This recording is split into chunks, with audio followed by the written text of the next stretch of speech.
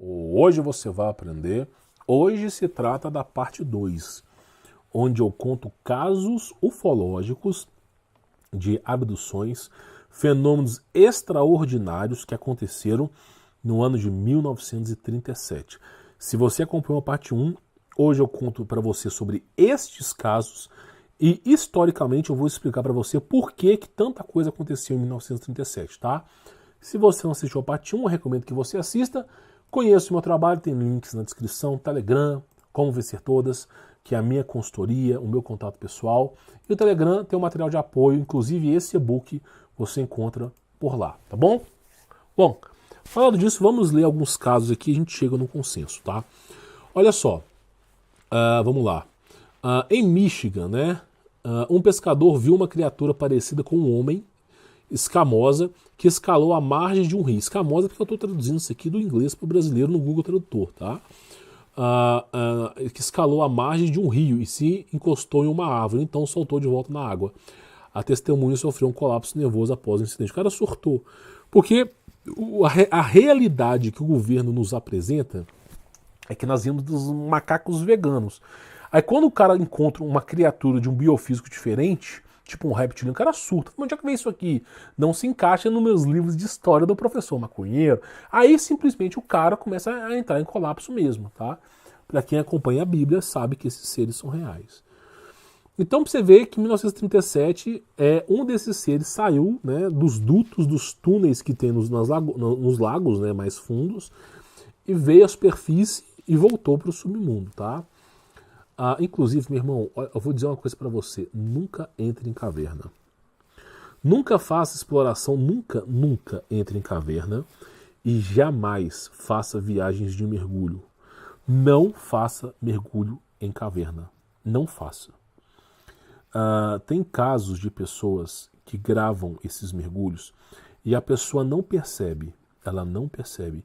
Mas quando ela vai ver, revelar aquela filmagem, tem seres verdes atrás delas, escondidos. Muitas vezes esses seres não atacam a pessoa porque o Espírito Santo de intervenção divina, Deus, não permite. Ele cria uma barreira magnética que impede esses seres de atacar. Mas eu vou dizer uma coisa para você, não é todo mundo que acontece não.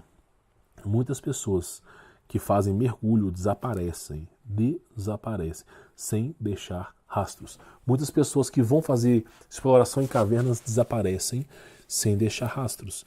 E quando eles reúnem uma equipe para fazer exploração na caverna, eles simplesmente começam a escutar barulhos estranhos e a caverna é como se ela não tivesse saída.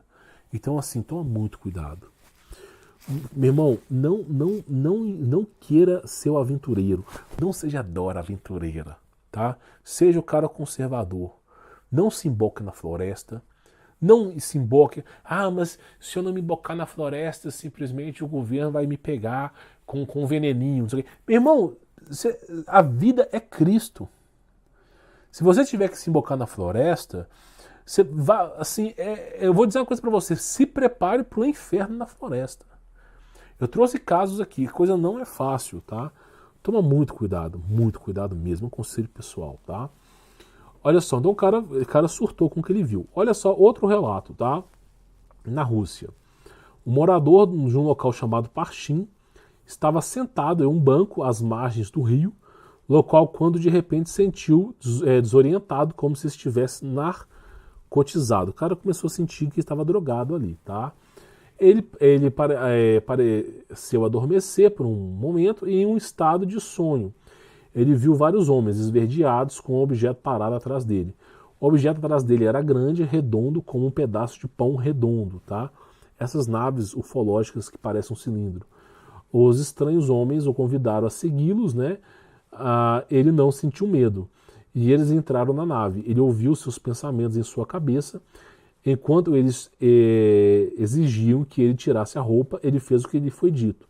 Os seres então lançaram um feixe de luz sobre suas roupas e um aparente procedimento de descontaminação. Como eu digo, esses seres das trevas eles não conseguem sobreviver à atmosfera que Deus criou após o dilúvio. Tá? E disseram que ele poderia se vestir novamente. Depois disso, ele viu uma tela com cenas holográficas de seu planeta natal. ele lembrou que o planeta não parecia ter muitas árvores e tinha pequenos animais remotamente parecidos com cavalos. Depois dessa demonstração, ele lhes disseram: estamos aqui pela quinta vez, a cada período que ficamos aqui por 5 anos, aqueles que estão nos substituindo estão chegando e devem chegar no ano de 1938. O que acontece? Esses extraterrestres aí, muitas vezes, os extraterrestres, eles fazem abduções em sonhos ou na vida das pessoas só para testemunho de ETs, para que os ETs não caiam no esquecimento, porque o adversário, ele quer enganar a pessoa. E muitas vezes eles fazem esses testes. Quem que você acredita? Você acredita em anjos ou extraterrestres? Se a galera acreditar em anjo, eles vão dar um jeito de enganar por anjo. Se a galera acreditar em extraterrestre, vão dar um jeito de enganar por extraterrestre. Extraterrestre sempre ganha. Então o que acontece? Eles têm um tipo de programa para iludir as pessoas com extraterrestres, tá? Muitas vezes são robôs ali ou são demônios usando uma roupa, como é que eu posso dizer o nome? Biofísica, tá? Eles entram nessa roupa. Vamos continuar. Olha só. Os alienígenas então disseram que não podiam ficar muito mais tempo, pois estavam ficando sem provisões. Eles pediram que ele cooperasse e que eles ajudassem no que fosse possível. A testemunha nunca divulgou seus pedidos específicos, né? Que delícia. Claro, deve ser a mulher, como sempre, né? Porque se ele deve divulgar, se ele seria preso, né? Deve ter sido mulher, porque sempre o demônio gosta de promiscuidade, né? Antes da morte, ele confessou à sua esposa que ele fornecia jornais regularmente para aqueles seres. Jornais, claro. Realmente era necessário abafar o caso por causa de um jornal. Os alienígenas também disseram, né, que o tempo do voo até seu ponto de destino durou 2,5 anos no tempo terrestre, no mesmo sentido para o seu retorno. Então, basicamente, aqui você vê um programa, né, de seres que vivem no Hollow Earth, que se passam por extraterrestres. É um programa para fazer com que as pessoas acreditem em ETs. Tá? Eles estavam, nesse ano, eles estavam tendo muito avistamento de ETs para convencer as pessoas que existe algo no espaço.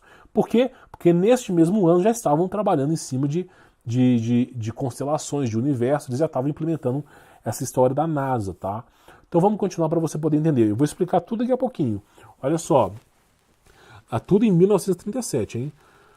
Olha só, isso na Austrália. Depois de acordar em 2 noites consecutivas, sentindo paralisada e suando profundamente, a testemunha deixou a luz na 3ª noite e acordou para ver 2 pequenas figuras vestidas de preto em pé ao lado de sua cama. Ele pensou que pareciam 2 pequenas freiras com as cabeças cobertas, uma delas estava tentando tirar a roupa dele. Ele disse as orações do Senhor e as estranhas figuras foram embora, envolvendo em outros encontros. Então acontece, muitos casos de ufologia é assim. O cara está sendo abduzido, fala o nome de Jesus, a abdução para. Muitos casos de ufologia é abdução sexual. Eles fazem abduções da pessoa para tirar o material genético, o esperma, né, ou o óvulo. Então tem essas abduções sexuais, isso existe. Aí todas elas, quando se clama o nome de Jesus, parece que ET, marciano, venuano, parece que esses seres têm medo de Jesus. Por que será? Né? Por que será? Né? Adivinha? Então o cara começou a fazer oração e rapidamente esses seres foram embora. Né? Quando eu falo aqui sobre sucubos, incubos, o pessoal acha que é brincadeira. Mas são demônios, isso aí é extraterrestre. Os caras, meu irmão, se extraterrestre estiver na moda, eles vão fingir ser extraterrestres, tá entendendo? Se Serginho Malandro estiver na moda, eles vão fingir ser o Serginho Malandro. É simples, né? É óbvio, é para enganar. Vamos lá, vamos continuar. Olha só, Inglaterra, tá? Olha só. Um homem passeando com seu cachorro ao longo de uma estrada escura perto de uma colina viu uma figura estranha descendo a encosta. Ele correu direto para uma cerca e, em vez de parar para pular, passou por ela, passando muito perto da testemunha. O ser foi descrito como humanoide com cerca de 5 pés e 2 polegadas de altura, coberto de pelos, com mãos e pés de cabra e uma cabeça extremamente pontiaguda. A figura atravessou a estrada e subiu uma encosta íngreme em direção aos trilhos da ferrovia. A testemunha sentiu-se obrigada a seguir a criatura, mas resistiu. Então acontece, quantos monstros estranhos não saem dessas dimensões, né? Eles vão, saem e voltam. Cara, eu contei um caso aqui de um cara que ele foi escalar uma floresta. Escalar uma montanha na floresta. Aí, para piorar a situação, youtuber, ele foi sozinho, né? Como eu posso me fuder, assim, de uma maneira avassaladora? Aí o cara foi escalar, eu vou contar rapidamente, o cara foi escalar uma montanha de pedra na floresta, chegou lá em cima e encontrou um homem. né? E a montanha hiper íngreme. Encontrou um homem. Aí ele falou, pera aí, meu irmão, eu tô no alto da montanha, como é que tem um homem aqui? Aí ele chegou, começou a chamar o nome do cara. O cara não respondeu, ficou parado de costas assim. Quando ele colocou a mão no ombro, o cara virou. Quando o cara virou, ele não tinha rosto. Aí o cara tomou um susto, tipo aquele Slenderman, não sei, é essa porcaria que inventa. Sempre tem um fundo de verdade. Aí, nesses games, nesses filmes, aí o cara desesperou e começou a descer a montanha desesperado. E nessa ele caiu, quebrou a perna. E ele caiu em cima de um tronco de uma árvore, ficou preso. Ficou preso no tronco de uma árvore. Não teve condições de ligar para ninguém, saiu no desespero. E aí ele teve que passar a noite naquela floresta, com aquele ser lá. Diz ele que o ser o queria pegá-lo, mas ele começou a orar, a gritar, a pedir socorro, viu que não dava muito certo, começou a orar. O cara passou a madrugada inteira, o dia inteiro orando, até que chegou o resgate. Dizia ele que esse monstro subia e descia as montanhas, cantava cânticos, fazia um monte de coisa estranha, dobrava a cabeça. E ele sempre orando com o cu na mão. E aí ele foi resgatado. Tá? Chegou de dia, os caras foram resgatar, notaram a ausência dele. Ele foi resgatado e foi levado no hospital. Nunca mais o cara quis fazer escalada, né? Que delícia. É o que eu falo. Ô, meu irmão, os índios, tupis, tupinambás, guarujás, todos esses grandes, essas tribos indígenas, não estou dizendo índio de iPhone, estou dizendo os índios verdadeiros. Todos eles, quando vão na floresta, pedem licença para a floresta. Não vão para a floresta em dias específicos, não vão para a floresta quando a lua tá grande, não vão para a floresta se eles sentirem uma presença ruim. Eles têm que ter a bênção do pajé deles, eles têm um ritual que eles passam um tipo de produto no corpo para eles poderem ir para a floresta, eles passam um monte de coisa no corpo. Eles nunca vão sozinhos para a floresta, nunca vão de noite para a floresta. Índio que mora no mato. Aí você vai na floresta.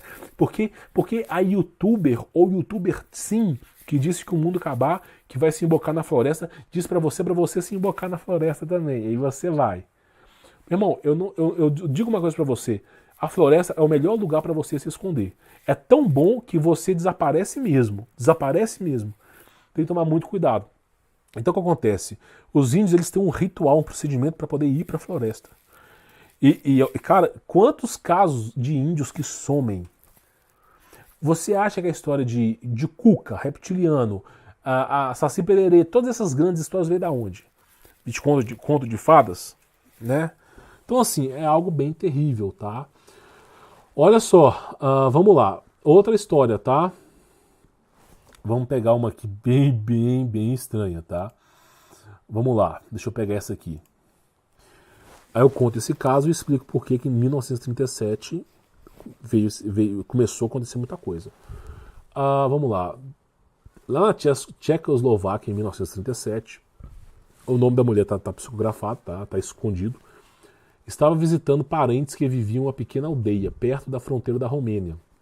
E uma noite estava em um campo aberto com a lua cheia no alto, e apenas olhando para a vasta extensão das estrelas, quando ela de repente viu que a princípio parecia uma estrela cadente piscando no céu. Ele emitiu um barulho estranho que iluminou todo o céu. Parou vários minutos e então riscou em direção ao horizonte, fazendo curvas repentinas em ângulos retos enquanto avançava. Se você analisar uma noite, se você for para um sítio, campo, onde não tem tanta poluição, e você analisar as estrelas no céu, ficar umas 2 horas olhando para o céu, você vai ver. Eu garanto para você que você vai ver nave voadora. O fenômeno OVNI está tão presente que se você for para o campo, para um sítio, para uma fazenda, e ficar olhando para o céu durante 2 horas, você vai ver uma nave voadora. Eu te garanto para você. Hoje em dia já estão oriçados assim. É inacreditável, tá?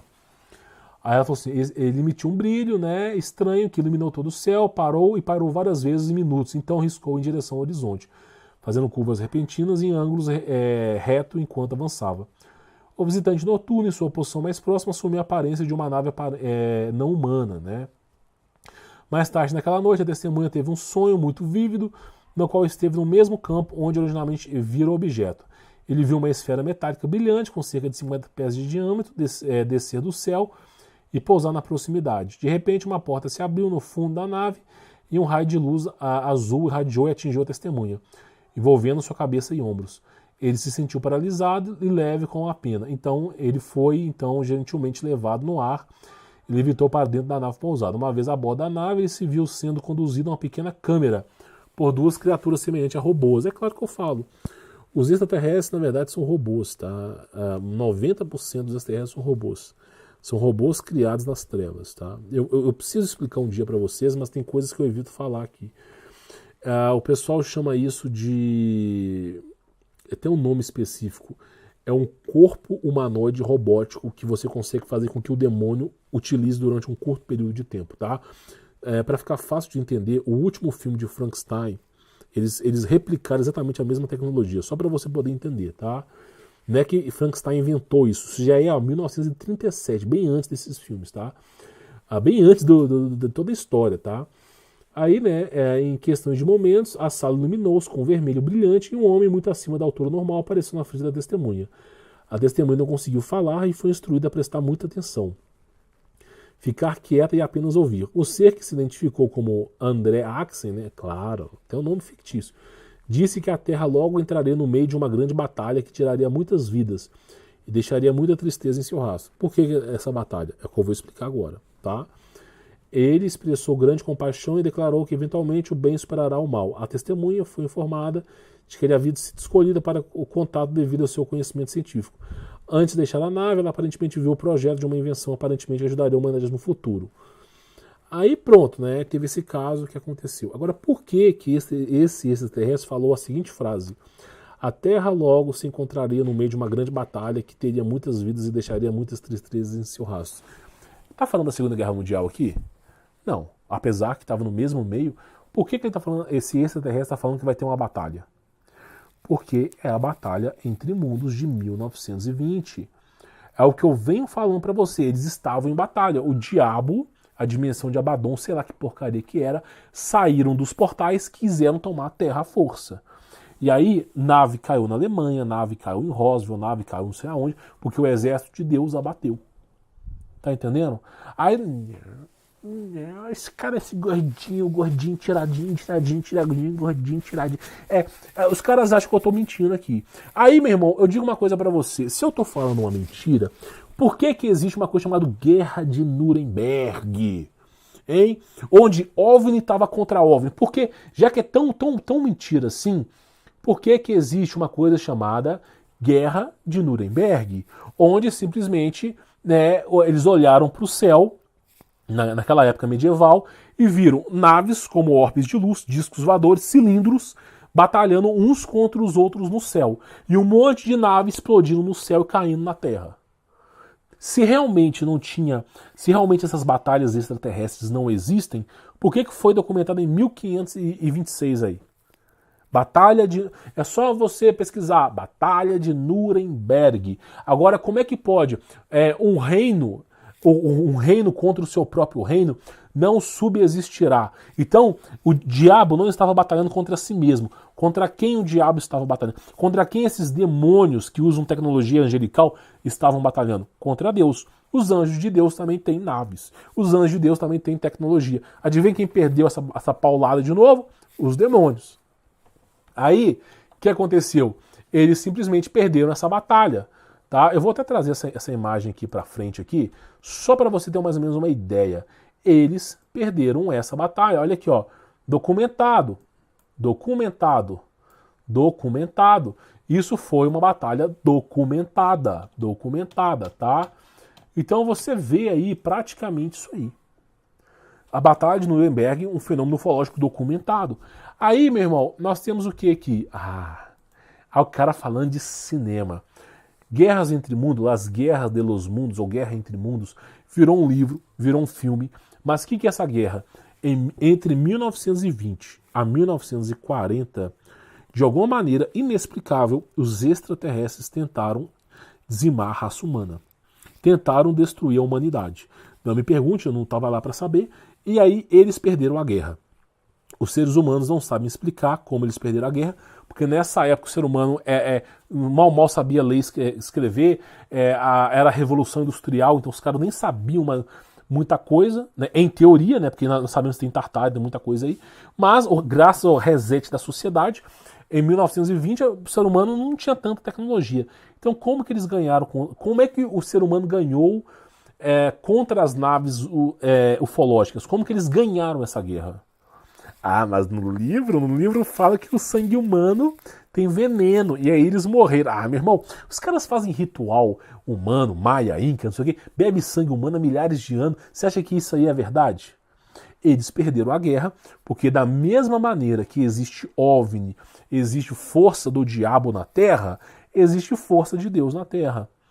Tá entendendo? A diferença é que as naves voadoras dos tronos, principados, hostes, que trabalham a serviço de Deus, eles não ficam aparecendo.